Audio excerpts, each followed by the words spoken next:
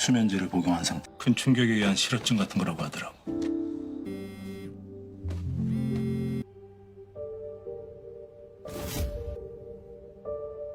Kali ini Minute akan membahas drama Korea yang berjudul Flex X Cop episode 8. Tanpa berlama lagi, mari kita review. Jisoo heran dengan tatapan yang diberikan Kang Hyun padanya. Ia pun akhirnya meminta maaf bahwa akan lebih hati-hati lain kali. Interogasi pun dimulai, penjahat itu masih saja berkelit. Dugaan tim seperti ini, si penjahat adalah pemecah masalah bagi orang kaya.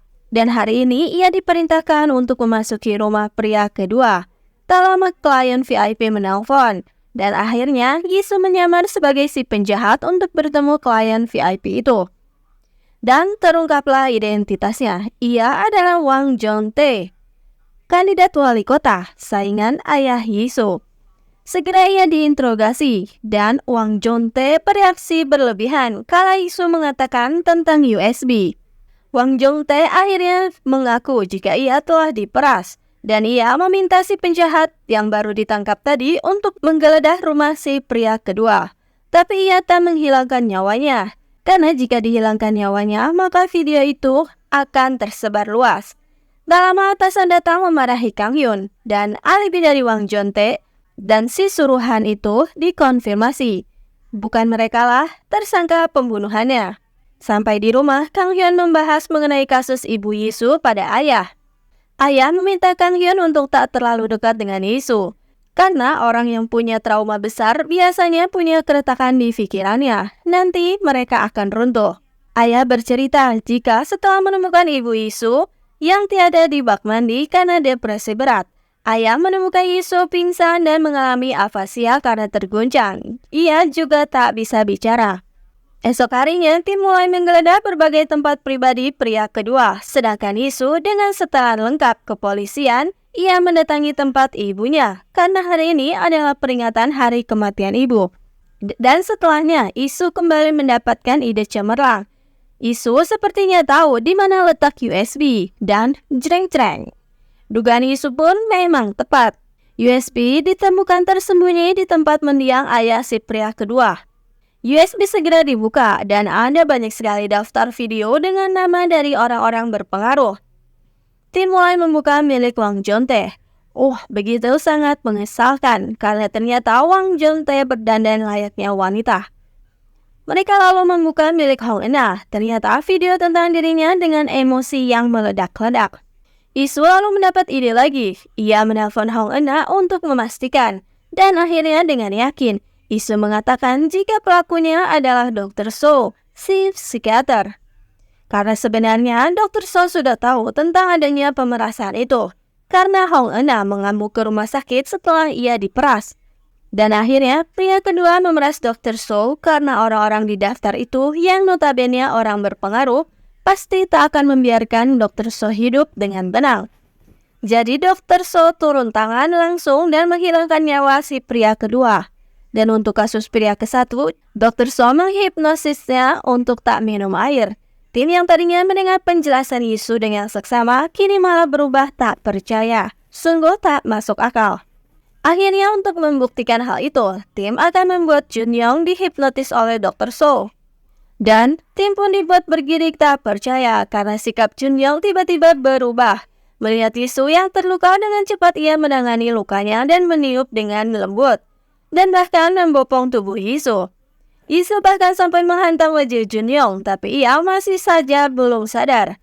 Kang Hyun hanya bisa menganga, sedangkan si Maknae malah keasikan merekam itu. Ternyata hasil hipnosis Junyoung berhasil. Sebelumnya, pada pagi hari, tim menyiapkan Junyoung agar terlihat seperti pria kaya raya.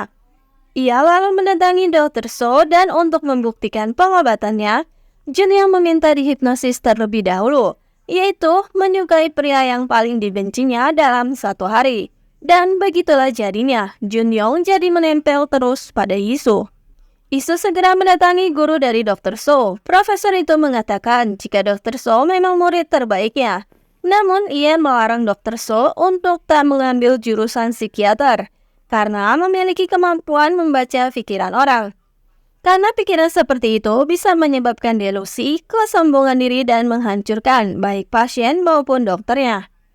Profesor lalu menerangkan jika ada kemungkinan Dr. So memang bisa menghilangkan nyawa seseorang lewat hipnosis.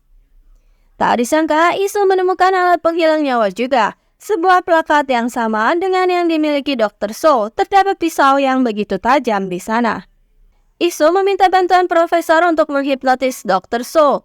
Tiba-tiba, tim pun didatangi oleh Dr. So. Segera ia diinterogasi. Akhirnya, Dr. So menceritakan kronologinya.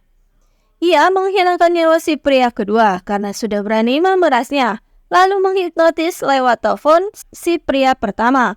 Dan dengan semua pengakuannya, Dr. So pun ditahan. Kang Hyun Isu segera mendapat alat tajam yang sudah disembunyikan oleh Dr. So di rumah sakitnya. Isu terdiam sejenak kala melihat lukisan di atap yang sama dengan yang selalu ada di mimpinya.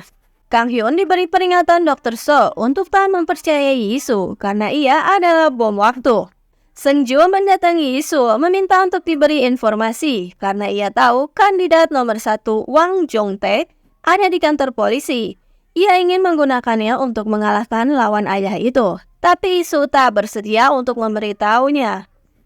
Ayah pun merasa kecewa karena Seng Jo malah berniat melakukan trik kotor untuk memenangkan pemilu.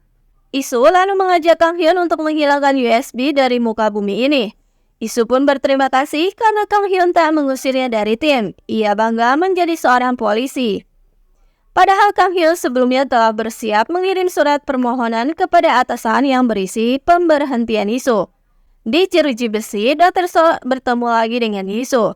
Ternyata pembuat mimpi Isu adalah dirinya. Dan untuk memberitahu alasan ibunya tiada, Dr. So pun menghipnosis Isu. Tangga demi tangga mulai disusuri Isu di dalam hipnosis itu. Dan sebuah pemandangan pun begitu mengejutkan. Isu melihat ibunya tak sadarkan diri. Di bak mandi. Dan episode 8 pun berakhir dengan suara nafas terengah-engah dari Isu yang ketakutan.